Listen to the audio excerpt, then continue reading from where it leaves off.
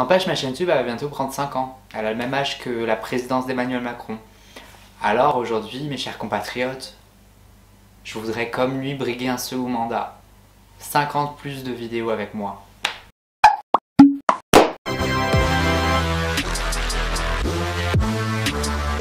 Hola chicos, j'espère que vous allez bien. Bon ça y est, me revoilà sur YouTube après presque 3 mois d'absence. Désolé, j'étais en train d'hiberner clairement chez moi. Fallait que ma créativité se régénère. Et là voilà, je réapparais telle une fleur au printemps, avec plein de fraîches idées. Et j'espère vraiment qu'elles vont vous plaire. Bon les amis, vous n'êtes pas sans savoir que ce week-end aura lieu le premier tour de l'élection présidentielle. Et moi je voulais vraiment faire une vidéo là-dessus, à ce sujet. Bon, je vais pas faire un truc très sérieux, on va pas parler des programmes, on va pas parler des idées de chacun. On va parler de l'image, on va parler de communication. Parce que comme vous le savez, c'est un peu mon domaine, j'ai fait des études dans ce domaine-là. J'aime bien analyser des publicités, etc. Donc aujourd'hui, on va décortiquer ensemble, si vous le voulez bien, les affiches officielles des campagnes présidentielles de chaque candidat. Bon alors comme il y a 12 candidats, 12 affiches à parler, on va pas faire des analyses super profondes. On va aller droit au but, je vais revenir sur mes premières impressions, sur ce qui va, sur ce qui va pas. Voilà le programme. Ah oui, je tenais juste à dire que l'ordre des affiches dont je vais parler aujourd'hui, c'est l'ordre officiel des candidats. C'est l'ordre officiel de l'apparition des affiches sur les panneaux d'affichage qu'il y a dans toutes les villes. Et donc la première, c'est Nathalie Arthaud. Moi j'imagine effectivement un pouvoir très collectif. Nathalie Arthaud, c'est la candidate d'extrême gauche du parti Lutte ouvrière. Ma première impression, c'est que c'est une personne simple, une personne lambda. Parce qu'au premier abord, elle n'a rien, elle n'a pas l'allure du moindre d'une femme politique. Elle ne porte pas de tailleur, pas de chemise, etc. Elle est un petit peu habillée comme ma maman d'ailleurs. Ça lui donne un petit look sympathique. On peut aussi commenter le fait que sa photo, elle n'a pas l'air d'être prise par un professionnel. C'est une photo vraiment qui a l'air d'être prise sur un moment. Elle ne prend pas la pose. Elle est en plein soleil en plus. La luminosité, c'est sûr, elle est très naturelle. Mais le soleil, du coup, ça fait que ses yeux se plissent et c'est pas super agréable à regarder, quoi. Au-delà de ça, il y a un autre point qui me frappe et que je trouve assez négatif pour une campagne d'affiche présidentielle. C'est que le visage de la candidate est orienté vers la gauche. Bon, certes, c'est une candidate d'extrême gauche, ça pourrait faire sens. Mais en photographie, ou du moins en communication, quand on regarde vers la gauche, c'est qu'on regarde vers le passé. Et d'ailleurs, c'est la seule des 12 candidats à avoir un regard qui se porte vers la gauche. Du coup, mon avis global sur cette affiche, je suis assez mitigé, on va dire.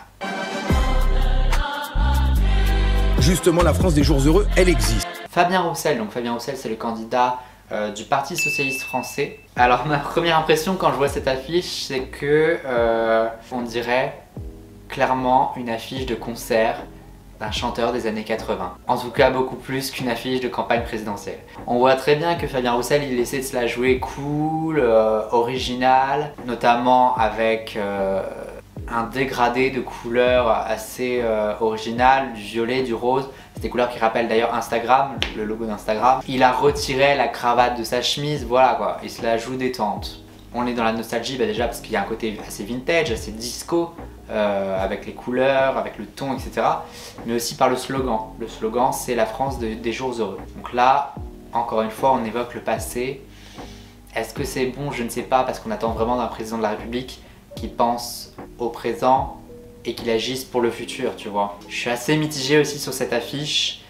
Je pense pas que c'est la meilleure. En fait, j'ai du mal à la comprendre. J'ai du mal à comprendre le but de l'affiche. Je veux pas faire 50 plus pour faire 50 plus. On continue avec le troisième candidat, donc c'est Emmanuel Macron. Forcément, je ne vous le présente pas, c'est notre président actuel qui se représente. Et alors, la première impression quand je vois son affiche, je me dis qu'il s'est pas embêté, le coco. Il a repris clairement les codes de sa toute première campagne en 2017. Après, en soi, il a raison parce qu'il en est sorti vainqueur de cette campagne. On voit un candidat centré et au fond une foule pour montrer qu'il n'est pas seul, qu'il ne marche pas seul. Et d'ailleurs, le slogan « Nous tous », ça vient renforcer cette idée-là. Je pense que c'est une bonne idée parce qu'en soi, il a raison. Un président sans gouvernement, un président sans député, sans peuple, sans élu, c'est rien en fait. Il montre que présider, c'est aussi un travail d'équipe. Ceci dit, là, si j'analyse plus en profondeur l'affiche d'Emmanuel Macron, je pense que le but, c'est aussi de casser l'image qu'il a eue pendant 5 ans. On l'a tous dit, c'est le président des riches. C'est un président antipathique, un président méprisant. C'est des mots qui sont assez régulièrement revenus. Il apparaît calme sur la photo, il apparaît serein, apaisé, sympathique. Je pense que c'est vraiment une affiche intelligente qu'ils ont fait, en tout cas dans l'équipe d'Emmanuel Macron. Elle vise vraiment à réconcilier le président avec le peuple, notamment avec les gilets jaunes, avec les anti-vax. Cette campagne est une campagne de merde. On continue avec la 4e affiche qui est celle de Jean Lassalle du parti Résistons. C'est une affiche qui est bateau quoi. À vrai dire, sur cette affiche, j'ai pas grand chose à commenter. Elle est basique. Elle reprend les codes habituels de ce qui se fait pour la présidentielle. En arrière-plan, on voit la campagne. On sait que Jean Lassalle a un amour pour le rural. Ça fait sens. Je pense que c'est dommage parce que son affiche, elle ne marque pas les esprits. Et pourtant, sa campagne, ses sorties à Jean Lassalle, ça marque les esprits. Voilà, avec son bus. On se souvient aussi de son apparition au Salon de l'Agriculture. C'est un vrai personnage Jean Lassalle. Et là, à travers cette affiche, il n'y a rien. Moi, je suis le vote de la raison et du cœur. On continue avec l'affiche de Marine Le Pen. Donc Marine Le Pen, candidate d'extrême droite au parti Rassemblement National. Désolé parce que ça me saute aux yeux en fait et je vois que ça maintenant. Je trouve que le détourage de Marine Le Pen n'est pas trop réussi. Après, si on oublie le côté esthétique, je trouve que son affiche est vraiment intéressante. Déjà, il y a quelque chose d'assez frappant. C'est la seule à faire ça parmi les 12. Son nom de famille n'apparaît pas sur l'affiche. On l'appelle Marine, tout simplement. Ça apporte un petit côté amical, parce que dans la vie de tous les jours, les gens qu'on appelle par leur prénom, c'est les gens avec qui on est proche, tu vois. Mais bon, c'est aussi un petit côté stratégique, parce que Marine Le Pen essaie de faire oublier son nom de famille, notamment son père, Jean-Marie Le Pen, qui est assimilé à des choses assez haineuses. Et donc, voilà, de toute façon, la campagne qu'elle a fait, Marine Le Pen, elle est centrée sur la dédiabolisation de son parti. Et sa photo, à travers l'affiche, en est la preuve. Elle est lumineuse, elle est souriante, elle a l'air douce. Sur le fond, je pense que Marine Le Pen, elle a une bonne affiche de campagne. Après, sur la forme, l'esthétique et tout, c'est vraiment une question de goût, mais moi, j'aime pas trop. Car les journalistes et les politiciens vous désinforment. On passe à la 6e affiche avec Éric Zemmour du parti Reconquête. Ma première impression, c'est que c'est une affiche qui est basique. Mais je trouve ça vraiment dommage au premier abord parce que Éric Zemmour, c'est le seul candidat qui n'est pas, entre guillemets, un politique professionnel. Mais donc, on aurait pu espérer quelque chose de plus original, de moins conventionnel. Comme Marine Le Pen, je pense que Éric Zemmour, il se donne une image sympathique, une image d'un homme calme, ce qui est loin d'être le cas dans l'imagerie populaire. Bon, ce qu'on peut commenter, peut-être, c'est plus le slogan. Il y a une répétition, une redondance des mots, que c'est pas très joli. C'est même déconseillé de répéter le même mot dans une phrase. Ou alors peut-être qu'il a voulu que ça rime. Je sais pas. Ouais, enfin là, pour les rimes, même Weshden dans ses chansons, elle fait des meilleures rimes, quoi. Et c'est un slogan qui fait très publicité aussi, je trouve. Pour que la France reste la France, c'est une promesse. C'est comme une promesse de vente, tu vois. Bon, après son slogan, forcément, ça reprend le thème phare de sa campagne, l'immigration, l'identité. On le sait. En fait, il n'a pas eu d'évolution depuis qu'il s'est déclaré candidat. La retraite, c'est 65 ans avec M. Macron ou 60 ans avec moi? On passe au 7e candidat avec Jean-Luc Mélenchon, candidat du parti La France Insoumise. Ils ont un peu forcé sur le Photoshop là, non? Non, parce que là on dirait vraiment les influenceuses quand elles mettent des filtres sur Instagram là. Il a la peau toute lisse, c'est pas possible ça, hein. Au-delà de ça, je trouve que c'est plutôt une bonne affiche pour Jean-Luc Mélenchon. Il a le regard porté vers le haut et vers la droite, donc vers l'avenir. Et ça fait résonance à son slogan. Un autre monde est possible. D'ailleurs, c'est un slogan qui est assez modéré, beaucoup plus que pour les campagnes précédentes de Jean-Luc Mélenchon. Il n'y a pas de promesse dans ce slogan. Il dit qu'il y a une porte qui est ouverte et il invite les gens à ouvrir davantage cette porte en fait. Bon, comme Marine Le Pen, comme Éric Zemmour, comme Emmanuel Macron, d'ailleurs je pense que Jean-Luc Mélenchon, il essaie de se donner une image un peu plus sympathique à travers cette affiche. Voilà, il a un grand sourire à pleines dents. Il paraît gentil quoi. Il est très loin de l'image du papy grognon qu'on peut avoir de lui.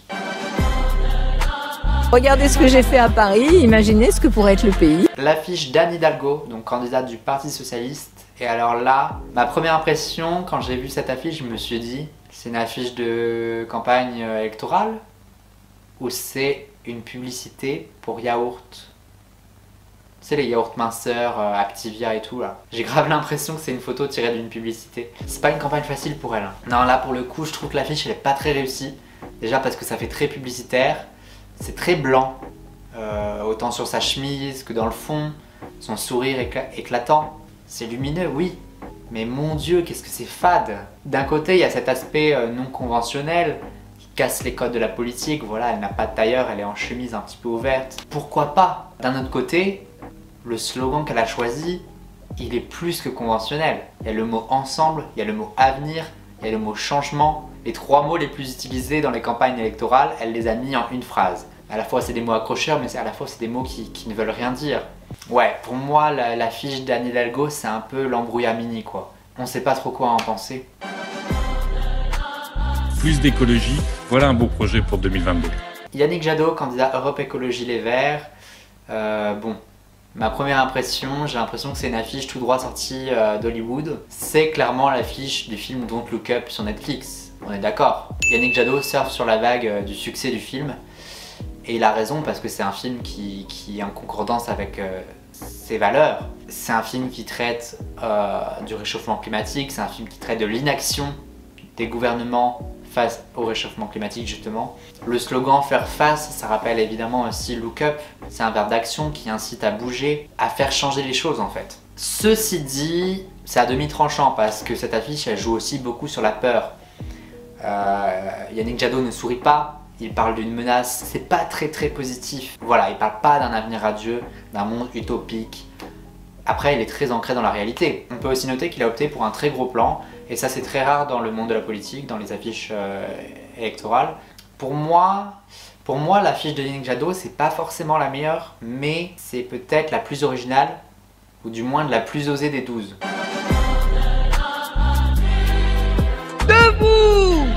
Alors on continue avec la 10e affiche, c'est celle de Valérie Pécresse, candidate du parti de droite Les Républicains.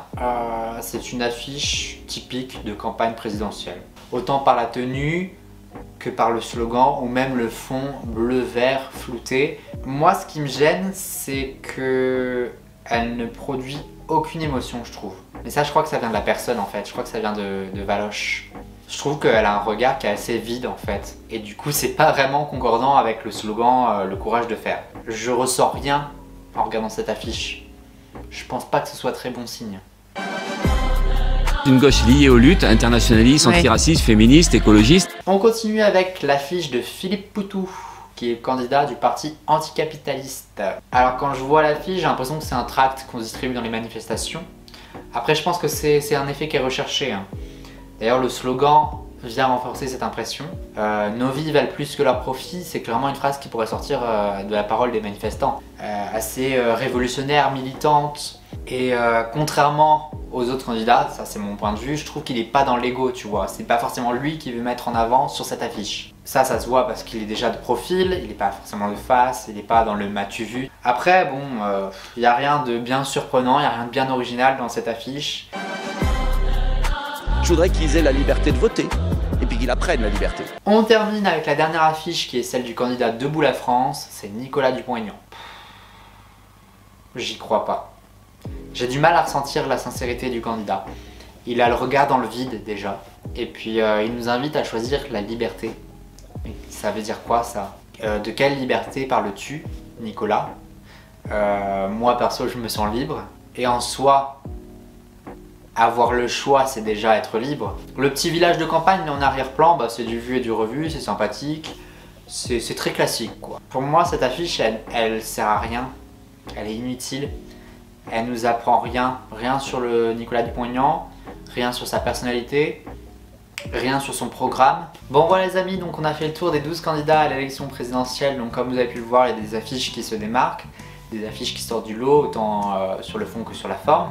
Il y a des affiches qui sont beaucoup plus classiques, beaucoup plus conventionnelles, et c'est normal parce que bon, c'est quand même quelque chose de sérieux, l'élection présidentielle. Et il y a celles qu'en tout cas d'un point de vue personnel je trouve complètement à côté de la plaque. Bon, en tout cas d'ici dimanche 10 avril et d'ici le 24 avril prochain, je vous conseille d'aller voter, de vous intéresser un petit peu plus à la politique si ce n'est pas le cas. Voilà, parce que même si vous vous sentez pas forcément très intéressé, même si vous vous sentez pas très concerné par la politique, sachez que ça aura quand même une incidence sur votre vie future. Bien évidemment, on ne base pas son vote sur l'esthétique d'une affiche. Donc moi, je vous conseille d'aller lire les programmes, de vous informer, de regarder des émissions, des vidéos. Bref, informez-vous, faites votre propre choix, allez voter, même si c'est pour voter blanc, c'est déjà très bien. Et voilà. Quant à moi, je vous dis à très bientôt pour une prochaine vidéo. Allez, ciao!